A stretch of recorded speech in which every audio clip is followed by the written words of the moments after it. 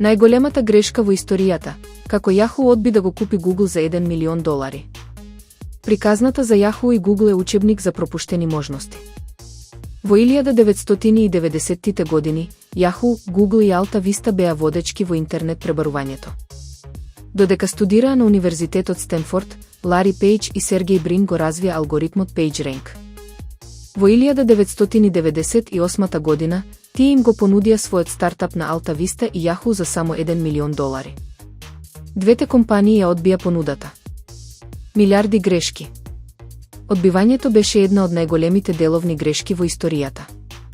Веќе 4 години подоцна, во 2002 година, Yahoo се обиде да ја исправи грешката и понуди $3 милиарди за Google, меѓутоа, Google ја процени својата вредност на $5 милиарди, па договорот пропадна.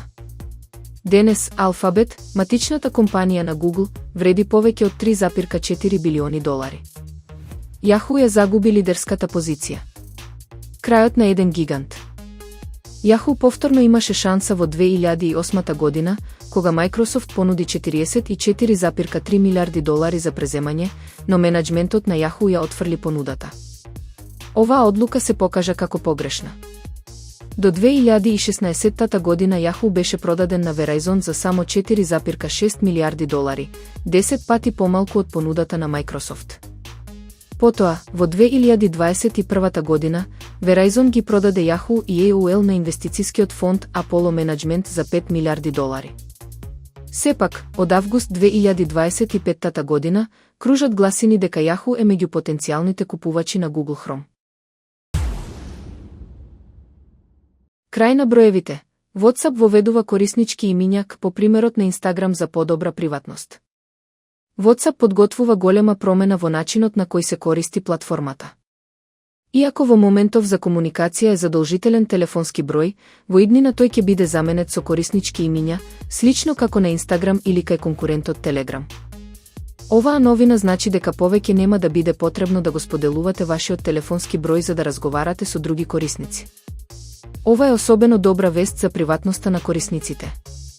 Според новите информации објавени на страницата VIBT Info, ќе биде можно да се резервираат истите имиња што корисниците веќе ги имаат на Facebook или Instagram.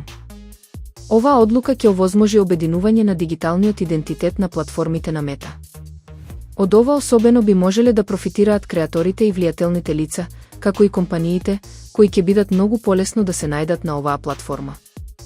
Во моментов, опцијата за резервација е достапна само за мал дел од корисниците на тест верзијата, но се очекува дека ќе биде достапна за сите во текот на следната година.